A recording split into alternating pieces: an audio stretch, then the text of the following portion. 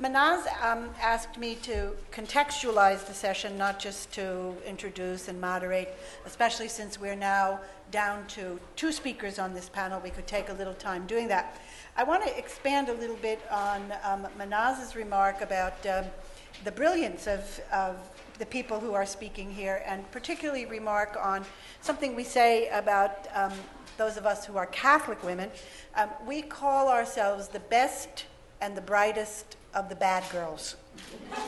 Now, I don't know if Yakin and Thoraya can associate with the bad girl scenario. Absolutely. But I'm going to put them in it. I know they can associate with the best and the brightest, although they're very humble. But I'm going to put them in that category. And I think that one of the things we want to speak about to some extent is how bad girls, can work strategically and constructively within the society. And I don't think the conference could have picked 2 better examples of women who have been doing that kind of work than Thoraya and Yakin. So I just want to acknowledge the 2 of them for the enormous work that both of them have done in this task of reintroducing or refreshing a discourse about religion and culture in the 2 very big institutions in which they have worked. And I think we all know that this is something that both of them have been very dedicated to in their professional lives. At the same time, I think one of the things that has been enormously valuable about both of them in this work is that while they have taken a constructive approach to that which can be lifted up in religious and cultural traditions that support concepts of universal rights, universal human rights, women's rights, reproductive health and reproductive freedom, they have not neglected the dark side of culture and religion. Each of us has a dark side as a human being and a light side. Our institutions reflect that as well, and religion and culture is no exception to that. I think that Manaz's remarks about the state of the world that we face right now and the enormous lack of civility, we are experiencing this especially, I think, in the US at this time with much surprise, but I think perhaps we should not have been surprised. Often in the feminist movement, we talked about backlash, that whenever there are in societies great moves towards social transformation and the recognition of women as rights-bearing moral agents is a massive social transformation. Whenever these social transformations succeed to some extent, a backlash, including violence and passion, result. Susan Faludi wrote about it, of course, in terms of the backlash against the feminist movement. And I think the election for in the narrowness of the U.S., but the U.S. is never ultimately narrow, the election of the first African American president of the United States in and of itself was symbolic of massive social change and generates the kind of reaction we are seeing. This is not just against government. This is against Barack Obama. And in the context of religion and culture, it raises the issue of the importance of symbology. No set of major institutions understands the use of symbols more than religious institutions do. And for those of us who are working within this context, we need to develop a much better understanding of culture, cultural symbology, iconography, religious iconography, religious symbols, figures, etc., and what they mean and how they are interpreted. It is not just politics, the economy, and sociology that we need to pay attention to. We need to pay attention to these issues as well. I think one of the questions, and I'm not sure where Yakin and Thoraya are going to take their presentations, but I was reviewing some material a few days ago on the origin of values. Okay, where do our values come from?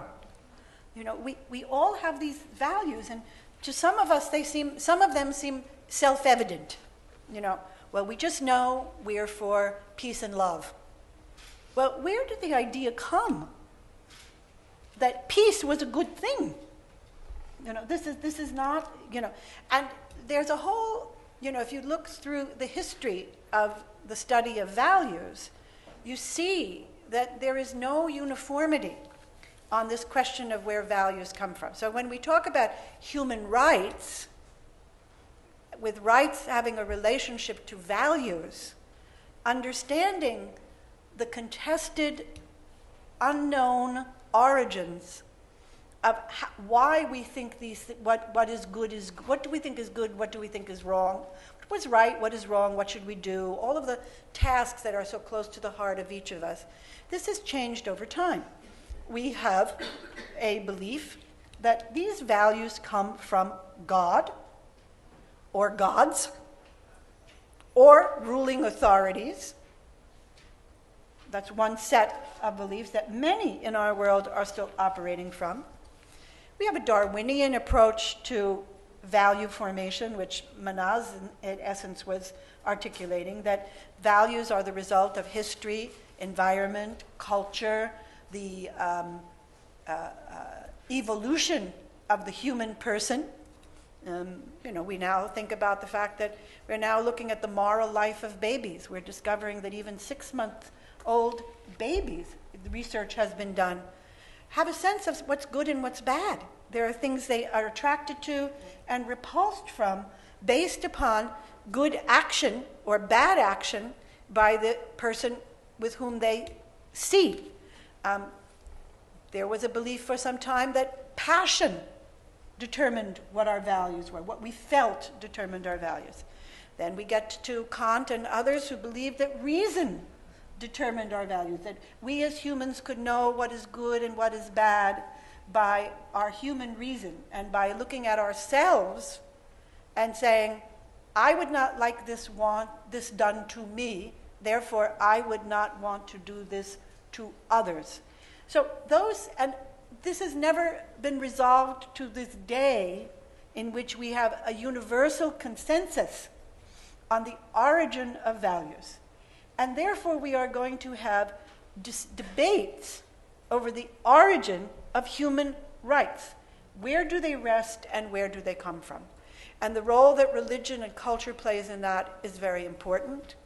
And the absence of the participation of women over the equal participation of women over the centuries in theoretical formation of ideas is something we are paying for now, as women in the past have paid for, in terms of how we see these human rights. And the role that religion is playing and can play in that debate is what we will discuss, I believe, in this panel. So I am going to turn the discourse over to our two speakers. Thank you very much, Frances. It's always wonderful to listen to you, because you do put things in the context, but you make it very difficult also. And I would like to thank both Azar and Mahnaz for the introductions and for putting us in the correct mood, so to speak. I have all kinds of notes which I'm not going to use, except for one section. because I think the introductions have guided us in a certain direction. But just to say to Mahnaz, I'm very honored to be part of your team. As all of you know, I'm retiring in December, and I'm a Muslim with a choice, and I'm going back to the lion's den. I'm going back to Saudi Arabia. And so it is a choice I have made, and I'll be between Jeddah and Cairo, basically because that's where I feel I belong. So in that sense, I am a Muslim with some choice to think about it. But as you have talked, remember the first time I met Mahnaz was in a seminar in 2002 on violence against women. And I presented a paper looking at domestic violence as a reflection of the political violence in the society, and that they are parallel. And also the violence that is in the corporate world against women. So we had three pillars: the corporate world, the political world, and the family world, and they're all related to one another. Regretfully, with 35 years in the UN, that still remains true. There has been changes, voices have come up, it's true, but the issues are still there. And I believe that women's issues are the litmus test for whether a society is healthy or not. If women are not healthy, the society is not healthy as a whole. And so it is a litmus test for that. And when we talk, and Azar mentioned, and Mahnaz also mentioned that issues of women do transcend, I think Mahnaz were the one, religion, race, borders, etc. We even see it in our work in the humanitarian world, where women are willing to even cross warring factions in order to survive and bring survival to their families and communities. So they even go beyond, the physical and the beliefs, but also to the dangerous world of working with the enemy for the survival of the family.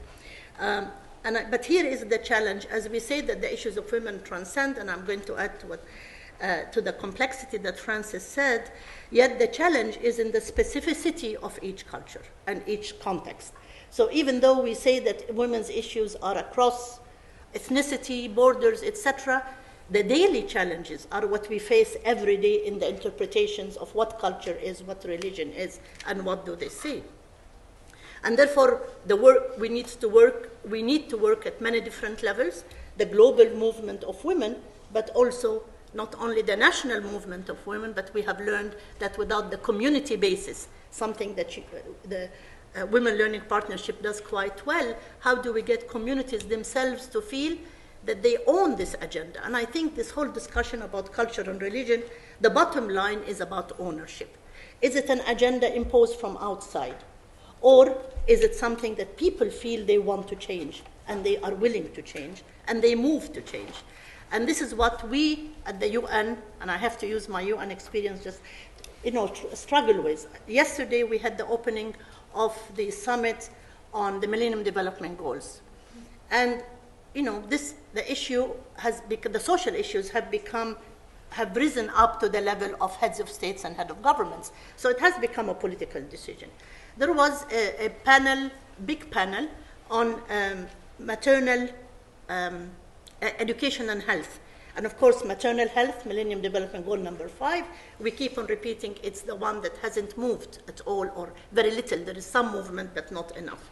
And when you hear the heads of states and governments, ministers of planning, and so on speak, they're all committed. So the question becomes, if you're doing all of that, then what's the problem? There is a problem somewhere that hasn't come. And I can see it, and this will impact how we deal with the ownership, the culture, and religion perception. The first one is that we see the issues of women as being a sectoral issue. If we're talking about women's health, then it's the Ministry of Health. And it's imprisoned into the budget of the Ministry of Health, into the thinking of the Ministry of Health.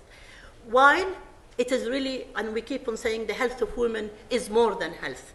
And if we look across sectors, in the Africa Union, there was a panel again on maternal health. And my question, the presidents keep on saying that, we have competing demands. We have issues of electricity, roads, etc. And then you come and tell us you also want issues of women. What do we do? And so basically my response was, yes, if you have women's rights and women's well-being as a priority, then when you decide on a road, whether the road goes to a farm of a rich man or it goes to a clinic that serves multiple, then that's the kind of decision. So you have leveraged more resources from electricity and roads in order for women's health to be. But the bottom value I told them was the fact that what is the value of women for you? Do women have a value or not? And I think this is where the culture and religion hit us most. And here where we should be talking whether we should infiltrate or we should confront. And I believe both strategies are important because you can infiltrate to a certain extent and mainstream these issues, but also sometimes you need the struggling voice to bring about the change that we're talking about. I think the issue also of stereotyping, and we feel it, we live it every day. And I'll tell you, just to ease the pressure a little bit, I was meeting a few years ago with the president of the European Union, and he kept, in the middle of our discussion, he would stop and tell me, are you really a Saudi? And I keep on saying, I swear I'm a Saudi. Are you really a... And we go discussion, money, and then he stops and he says, you're really a Saudi? So there is a stereotype about me, who I am, wherever you go. And that's part also, I'm not only a Saudi, I'm a Muslim. And I'm a practicing Muslim who's promoting the positive cultural values. So it becomes a package that has to be entangled or put apart in order to understand it. Having said all of this, I will come just quickly to the issue of culture and religion. And here I believe that where the origin, even the value of peace that you've talked about, war is waged in the name of peace. So we say peace is positive, but we also go to war for peace. So how does this come? My professor here will explain the real issues there. But I want to also mention that we are confused societies, communities, mix culture and religion. I remember in Bangladesh, I was visiting a hospital for fistula, but also they took me to a ward where women had acid on their faces.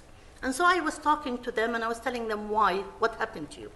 And all of them, there were about 6 who talked about that happened to them because the husband threw acid on them because their parents, their father, couldn't pay the dowry. So I said, but look, you are a Muslim society. In Islam, the man pays the women, not the women pay the men.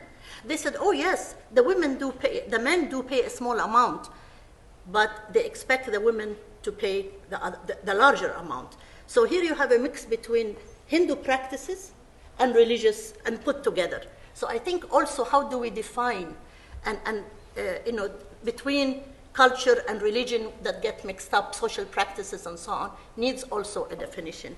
But finally, I want to tell you in UNFPA, from the time I came in, the agenda of Cairo, and has been mentioned by Azar, I think, reproductive health until now is still a controversial issue. It's still a fight, and Francis has been living this fight with all of us. Yakin, in her position as rapporteur, has also faced that. The issue, in the General Assembly, they're talking about maternal mortality only. Women don't need to die because they're giving birth, but universal access to reproductive health is still a question. And so that debate is going on. So when I came in, my contribution was that this is a wonderful organization, that Dr. Nafis Sadiq has taken the ICPD agenda as far as it can go. My role is to, one, improve performance, but also to look at the implications of reproductive health. And here we introduce a program that's called Gender, Culture, and Human Rights. And the whole idea is that human rights and culture collide around issues of gender, the roles of men and women. And in our work, we looked at case studies, we looked at our field, we looked everywhere to understand it. And we came out with 8 principles. I'll mention them very quickly because they link with the discussion. The first one is that cultures are realities in which everybody functions. So you can't ignore it. We have to look at it, we have to analyze it, and we have to understand it. And that people will not come to us, feminist women or women leaders, when they are seeking advice. They go to their community leaders, who are often men, and they can be religious leaders. So there is a reference point for the communities that we are not, and we have to recognize that we are not the reference points. Principle 2 is that people are products of their cultures, but they also create these cultures. So they can change them. Cultures are neither static nor monolithic, and that every culture has a certain characteristic. It's diverse, it should be contested and can be contested, and this is coming there, and that in the private and the public space we can mediate, negotiate the different interpretations. So it's a very dynamic factor of our life, and if we have the right information and leadership, communities can then contest these practices and can find different interpretations. Principle 4 is that cultures have a strong impact on the social sector and on social relationship, but certainly on gender power relations. Principle 5 is that through change from within, societies and communities can then find different expressions. So change has to come from within. It can never be coming from outside. And one worry I have right now is that we hear many of the donor countries, especially the Nordics, European donors, are changing their bilateral aid from education, health, etc., to focusing their aid on democratization. Now, what is democratization? What it is that's going to happen if you still have people dying, illiterate, etc., etc. So that is also a new thing. The idea that we can bring change, we waged war in Iraq to bring change for women. They have gone worse. I've lived in Iraq for 8 years and worked. Their situation is far worse than when the invasion took place. In 1990, when just before Saddam Hussein invaded Kuwait, we were working with the Iraqi Federation for Women, and we had produced together the best family laws that could have come. They came from all the different sects and to promote them.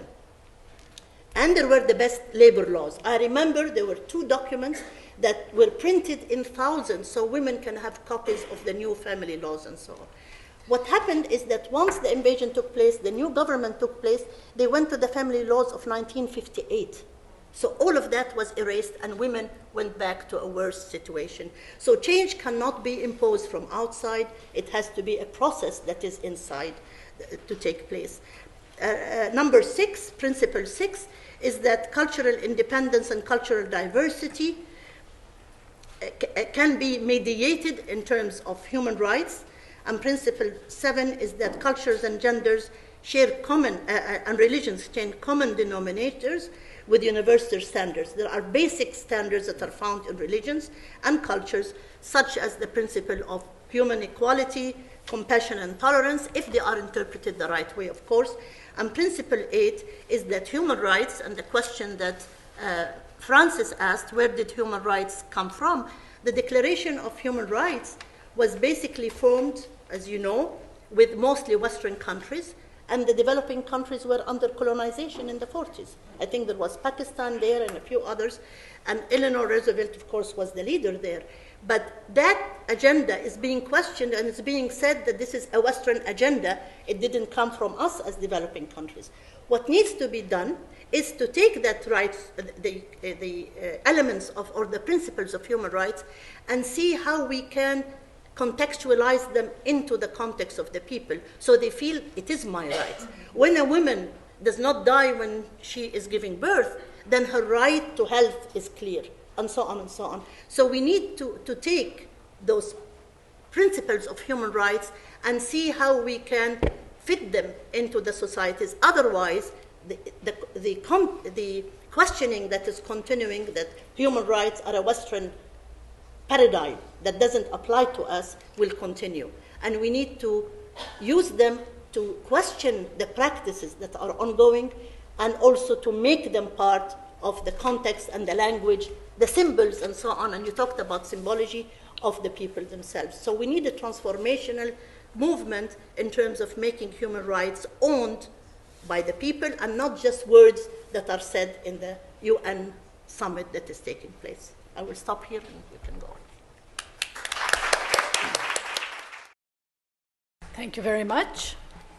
Thank you very much, Thoraya. Yes, good morning, everybody.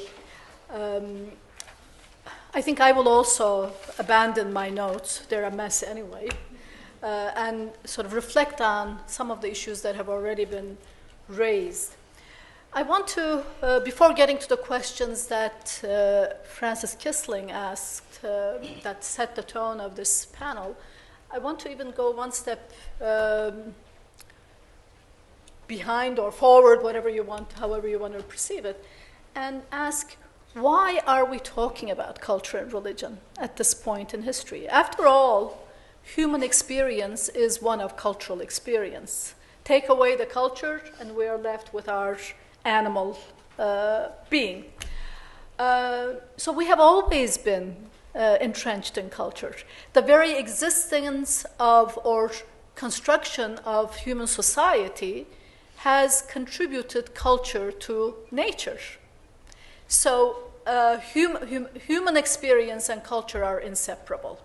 And religion, again, religion also is very much a product of this human experience. And we have all been members of this or that religious community. When I was a student in college, which was a long time ago, we didn't talk about our identities in terms of culture, ethnicity, religion. It was not a problematic. People lived their culture, people lived their religion. We fought along different lines when I was a student. You were either a bourgeois or a revolutionary. And these imposed serious indicators on how you presented yourself in your daily life. I mean, I as a young woman going to college, I would have been terrified to be perceived as a bourgeois. So I had to dress in a certain way. I had to speak with a certain language. And this pretty much formed my identity.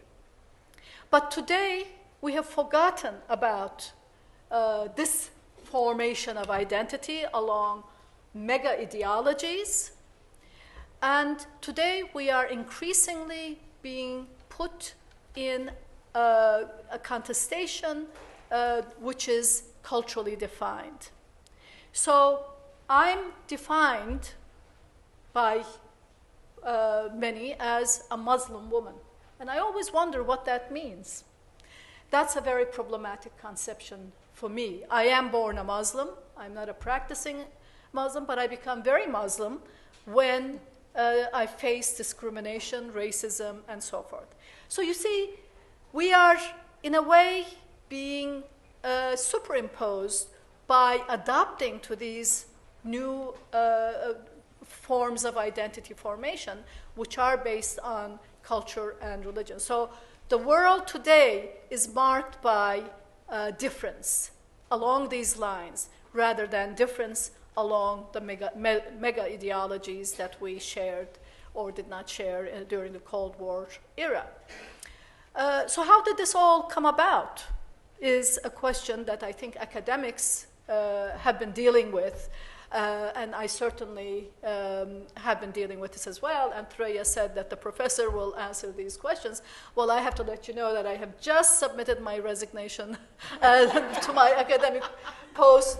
As of the end of this month, I'm free of being a professor. Oh, good. So I don't have to, thank you. So I don't have to answer those questions. But I think, but we'll try to explore some of those issues. I think what is happening today in the post-Cold War era is that there are major dislocations in the way power was instituted during the Cold War era. Power not only in the public sphere, but also in the private sphere. And some of the major dislocations took place in the area of gender and generational relationships. So it is no wonder that I think our colleagues from the legal profession will tell us that there is more controversy over family law and inheritance laws than there is about liberalization of the markets. So this in itself is curious. So states have been easily adapting to the new world order in terms of liberalizing their economies, giving up much of their sovereign rights to multinational corporations, to financial institutions such as IMF, the World Bank, and so forth. But they have been particularly resistant in the areas of private relationships, where women become the main target of defining what those relationships will be. So where do values come from? I think the values come precisely from competing struggles to shape human existence. Therefore, since we are not all located in the same place in our social existence, the kinds of values and symbols we produce in the process will naturally differ. And some of these we share, and some of these are competing meanings. And the shared values are the ones that, in a way, help the continuity of social existence or social order. But the competing meanings are the potential for change. These are the values that galvanize change towards adopting different values within a society's culture.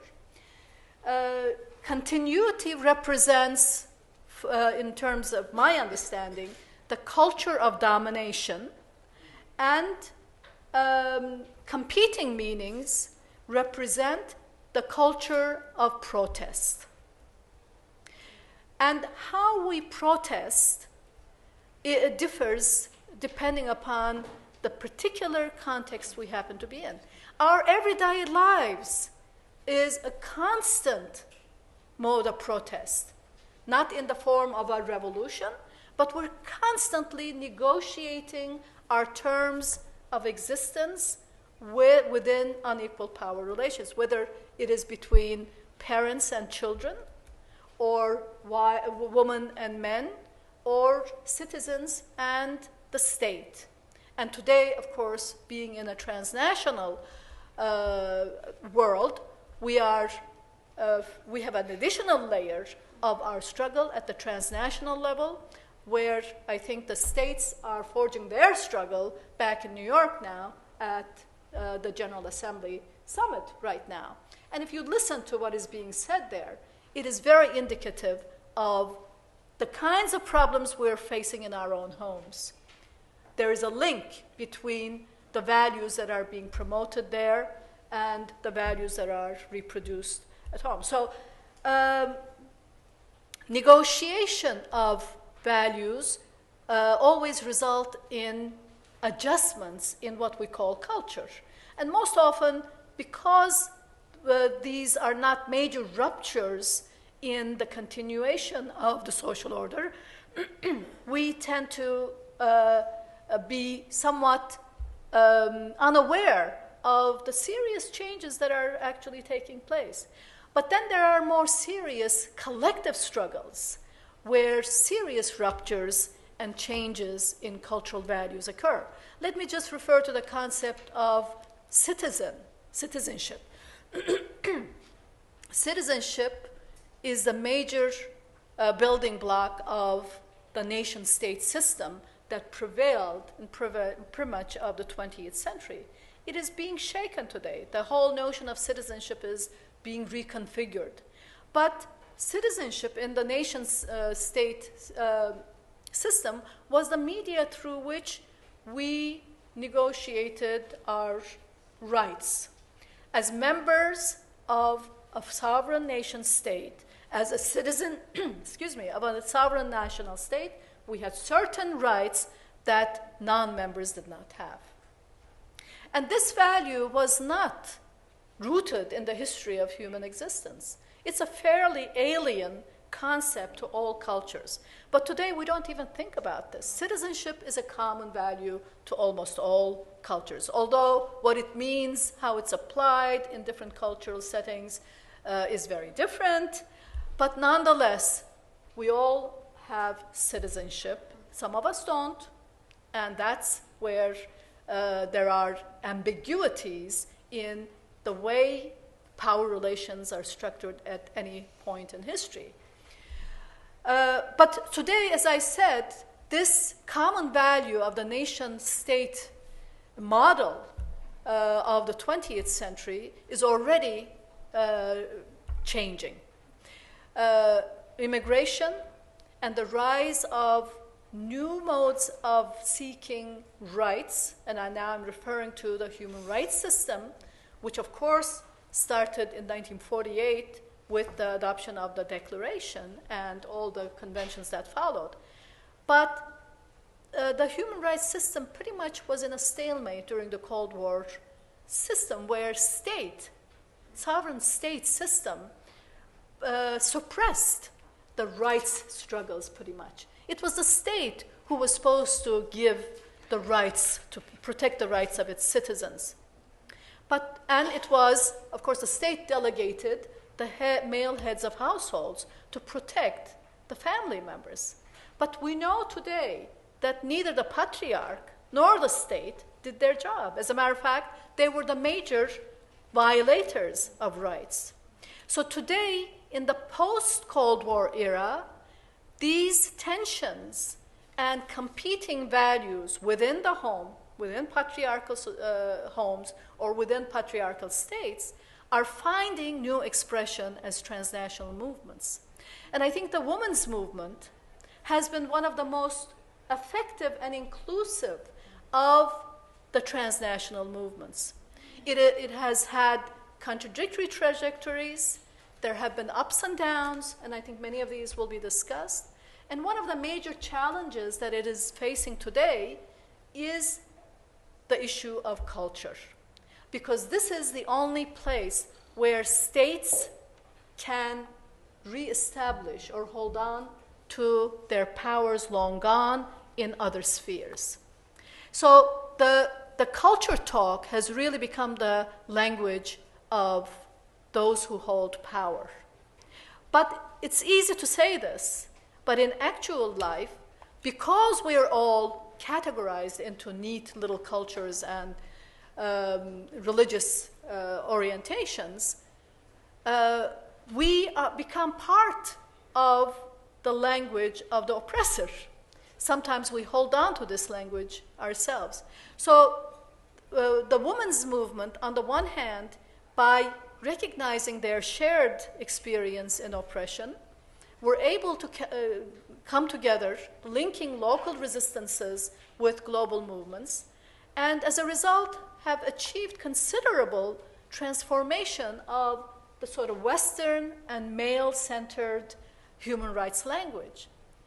I don't want to get into details of that whole regime. I think you're all very familiar.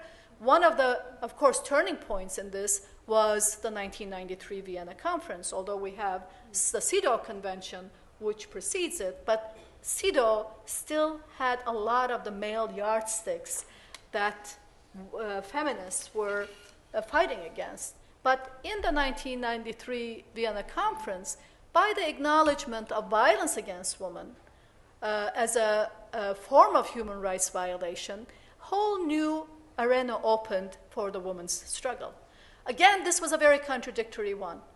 And as you all know, the Declaration on the Elimination of Violence Against Women was adopted immediately after the Vienna Conference. And in 1994, Human Rights Commission established the post of the Special Rapporteur on Violence Against Women, which I had the privilege of holding from 2003 to 2009. Now, this whole history, recent history of the global women's rights movement is a very controversial one, even among feminists. And I don't want to take time on this. But let me just say that when I was trying to work within the context of my mandate as rapporteur, of course, I was dealing with governments. Identifying violence, identifying the problems of women is not enough. You have to work and find entry points where change can be stimulated. And what I heard over and over again in my fact-finding missions in all countries, and I visited 70 countries of very diverse geographies, very diverse cultural and legal traditions, they would tell me, oh, our culture. Every talk would start with, oh, our culture. One of the last countries I visited was Moldova. We were talking with the chief prosecutor. The chief prosecutor started saying, well, our culture, blah, blah, blah. I said to him, with all due respect, Mr. Prosecutor, I hear this in every country. Is this really the Moldovan culture, or is it the universal patriarchal culture? I think we need to make that distinction. And he sat back and laughed, and he said, you're right. So our culture is being hijacked, and we often take it for granted that this is our culture. I think we need to constantly interrogate the cultural discourse in our own struggles, because otherwise we're also fragmented, and already there are different positions that women's groups are adopting. Women of the global south are rightfully rejecting and resenting Western feminism as having dominated and imposed a Western perspective on their struggles. This is a problematic situation from my perspective, because I think the minute we start taking this kind of stand, we create other compartmentalizations. And our success so far has been built on the joint struggle. Different, but joint. So how do we maintain diversity both between countries and societies and cultures, and also be aware of diversity within cultures? And that's where I think continued dialogue among women is crucial.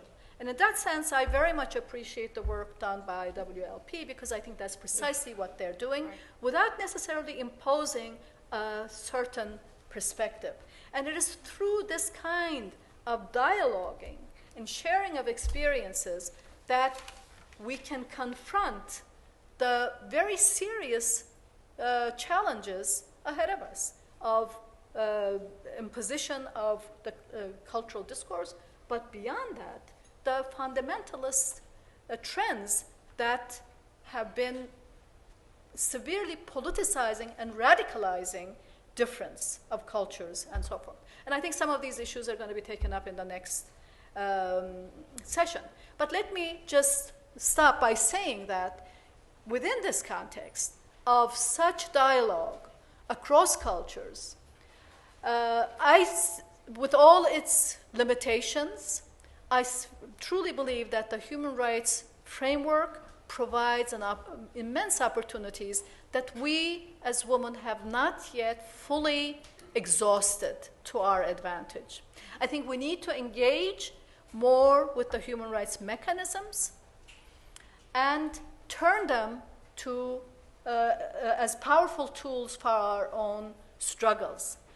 All states today, whether they are fundamentalist states, anti-woman states, so-called democratic states, are part of an international community where they go and adopt and sign and make commitments to certain human rights declarations and conventions. Well, there has to be some accountability of this. And we need to hold our governments and the international community accountable. And this is a strategy that requires cross-cultural dialogue and solidarity among women. Thank you very much. Thank you. Thank you both. I have a question for each of you, and then I'm going to open the floor for discussion.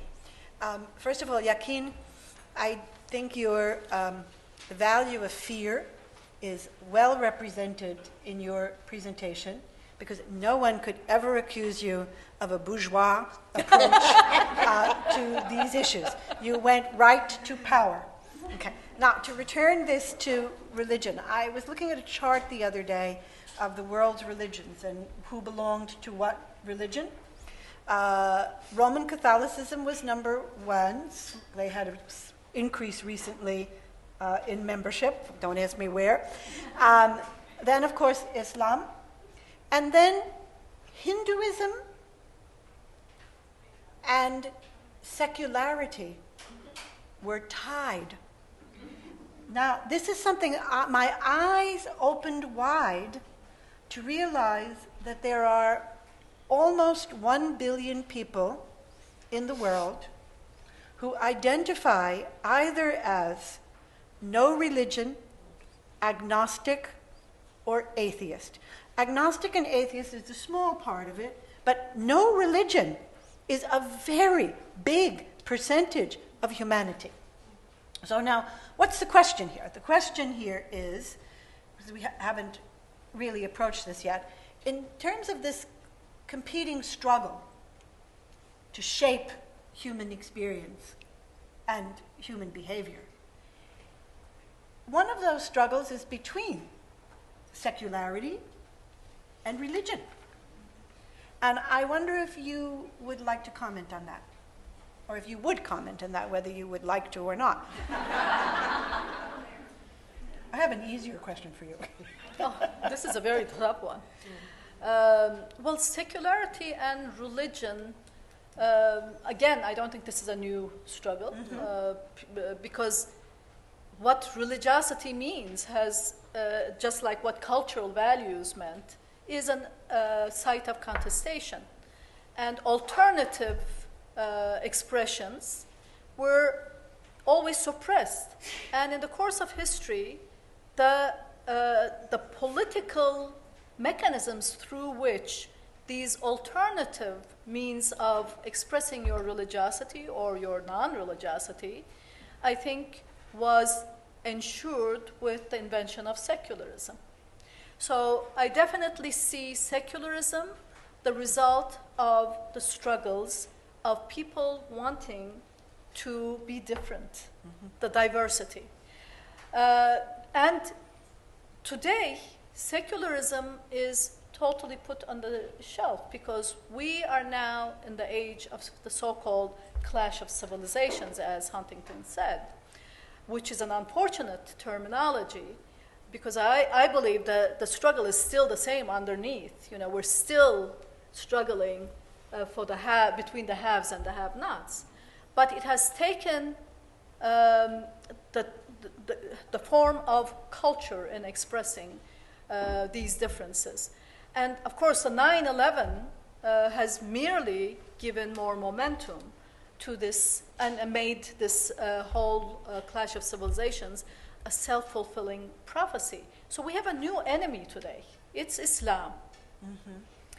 And within that struggle now, again, we are categorically talking about the West and the rest meaning Islam. And we've forgotten about the Eastern religions, secularism, and so forth. So today, everything is sort of, the whole international relations fits very much into this duality. But from a woman's perspective, when you look at this carefully, it's really clash of masculinities. I mean, what was happening in Afghanistan with the intervention of the saviors? It was the clash of two alternative masculinities, the Taliban claiming to protect women from Western corruption, the American soldiers claiming to protect women from the Taliban villains. What about women, Afghan women? Did anybody ask what they were doing and what they wanted? And we're still not asking. Right. So women's voices are still very much suppressed because different patriarchal regimes are in fact fighting one another for power. And this is where I think religion plays an important factor. I don't know if I answered your question, but... Well, you answered an interesting question. Your answers were more interesting than the question. Thoraya, you undertook... part of this conference is about solutions. Okay, so to bring this to some extent to solutions, but also a little bit beyond that, I wonder if you undertook really within UNFPA an agency that had difficulties with some religions, an approach of really pulling religious thought and religious leaders and institutions into the discourse of the agency. And I wonder if you would comment a bit on that. That's one thing. And then the corollary part to this is, now you are going to be leaving UNFPA, and I assume your interest in religion and culture continues, in part through WLP, but also in terms of your own thinking. And I wonder if you would see yourself engaged in different approaches on this issue, were you not the head of a UN agency? Wow. And you say that's an easy question? Well, could I just make a few comments Anything you want. on Yakin's? I think Yakin's, what you presented is the real conflict, or the struggle that's going on globally and nationally. But I think that we should always think of these global national struggles in terms of their impact on communities.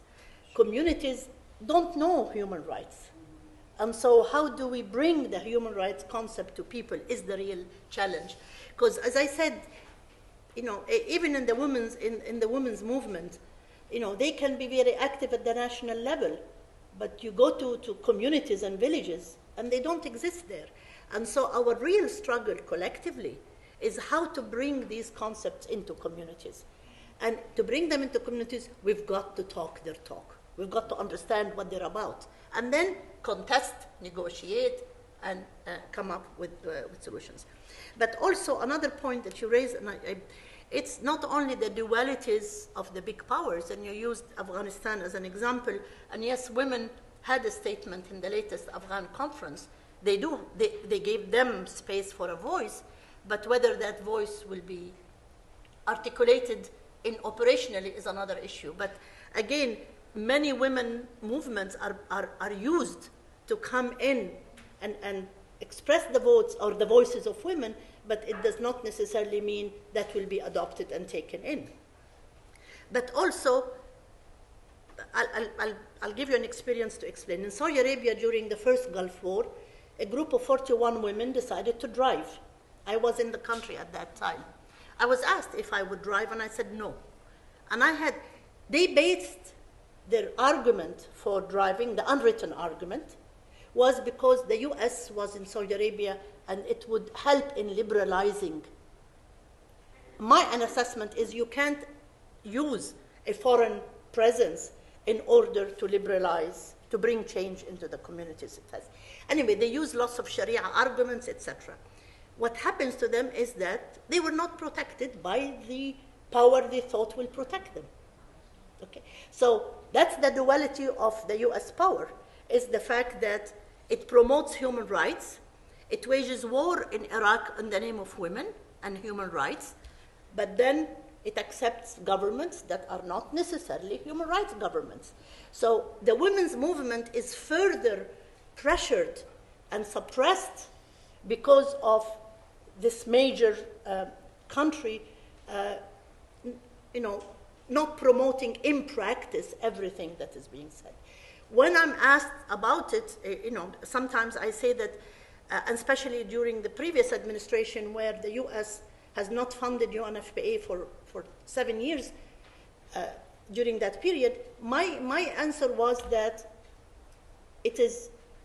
we want for the women of the world is at least what the American women have. And so you are giving the American women something, but you're denying the rest of the world to get that freedom. And so I think we cannot look at the political dynamics of the gender empowerment without looking at the major countries. How are they dealing with these issues? And that is quite important because they do have an impact on lots of funding, getting the legal laws into place, etc. One formula or one aspect that I think the feminist movement has failed now to look at is where are the young people in the feminist movement? And where are the men? We keep on saying where are the men, but also where are the young people? In all, we have a huge network of young people with whom we work. It started with prevention of HIV. but now it's into other areas as well. They're not interested in the dialogue that we are talking about. They are in a different space, a different context than we who are in our 50s and 60s are dealing with. So where, if we want the continuity of the struggle, how do we link with the younger generation and bring them on board, at least for them to talk what they want? Again, using an example, there is an annual event called the Spanish-African Dialogue on Development, and there was, that particular time was on, again, Millennium Development Goal number 5, maternal health. There was the education minister of Zambia, a young woman in her 30s, who wasn't very flashy. She was down to earth, so she didn't have many entourage around her. So she and I sat for lunch on our own talking. And she told me, look around the room of the speakers. I can't relate to you women. My struggle is different. My discourse is different. I don't know, you're talking about things you have fulfilled. Yes, thank you very much. But give me space to lead now. You've done your work, you've opened the roads for me. But where do I belong in your... And this is a woman who's a minister trying to find her way. So I think one of the challenges of dealing with this secularity versus religion is, are young people religious or secular? How do they identify themselves? Mm-hmm. There is a movement of young people towards religiosity and conservatism. And in the superficial aspects of any religion, not even in the depth of it. It's a very superficial. What you wear, for Islam, whether she's covered or not, whether, all these superficial elements of a religion. So looking at young people and seeing where do they fit in this struggle between secularism and religion is a very important part of the women's movement. And we are afraid to deal with it. And we're not giving space to young people to come in and lead as well. They need to find a place for themselves to do that. Now coming to our experience in UNFPA, what we were trying to do is that recognizing that at the community level, people go to their sheikh or to their priest or whatever for questions, simple questions like, should I take my wife to the clinic or not? It's basic questions of life and death. And if that is, the clergy is supposed to tell them yes or no, then we better deal with that. And so we started looking at, and we did quite a bit of case studies of our work and others' work in terms of what is happening at the community level. Eventually, we established what we called the network of faith-based organizations for population and development. And for faith-based organization to accept the word population was by itself a big kind of negotiated thing. I think, and we agreed that the work will be focused with faith-based organizations that deliver services. In many countries, up to 60% of health and education is provided by faith-based organizations. The state is not there. So the question becomes, do we ignore them or do we work with them? It's a struggle that we had to deal with. And if they're providing health services, is it well oriented towards women's needs? Does it have reproductive health in it? Are they looking at women through a life cycle from the time they're teenagers till the time they're older? And so on and so on. So our focus is not to enter into theology, because once they say God said, the door is closed.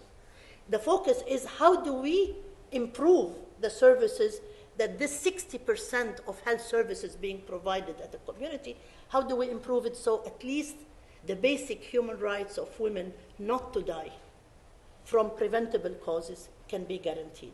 And building on that. So that's one. We also focused on, agreed that we agree on many areas. We disagree on certain areas. So what it's to map where we agree and work together and respect each other in our own differences. So issues of violence against women were identified.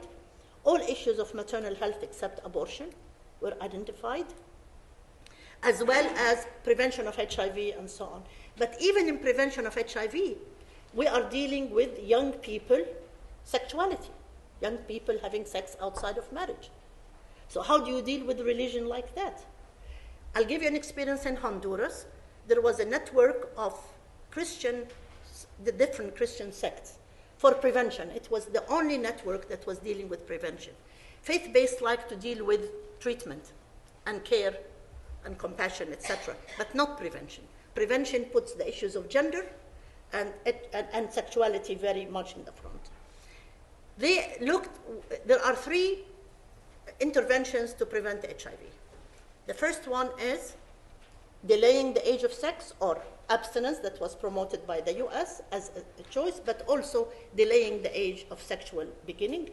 2, partnership, one partner or limiting partners. And 3, condom use. So the issue of condom use became a very difficult religious issue to deal with. And in this network, and I went and talked to them and visited them, the Catholic Church said, I can't deal with condoms. So the Protestants said, okay, we will. Let's do a referral system. And they did a referral system. So the kids who want condom will go to the Protestants rather than to the Catholic. So in other words, what I'm trying to say that all these things are negotiable. And we can find solutions to them. If we are open enough not to stereotype all religions and religious institutions as being bad. And that's part of the feminist issue, is that everything related to culture and religion is negative. It obstructs women. This can be theoretically right, conceptually right, but in real life, we've got to find solutions. And solutions have to be negotiated, and sometimes compromises are made. And so that's where we are leading in that area. Now, the issue of different approaches, I will still have to find my way. In my own country, I've been out of the country since I was 7. So I'm going back. I go there for vacations and so on. I have family, but for me to think what kind of a life I'm going to deal there is I can't visualize it still. Okay. However, certainly in Saudi Arabia, I'd like to work with civil society. And we will have to face a very formal religious structure as part of the government. In Saudi Arabia, the civil servant structure has a whole department of religious education. And so we have to deal with that one way or another through the civil society. We will have to figure out ways. But basically, you have to look for clergy who are more to your side.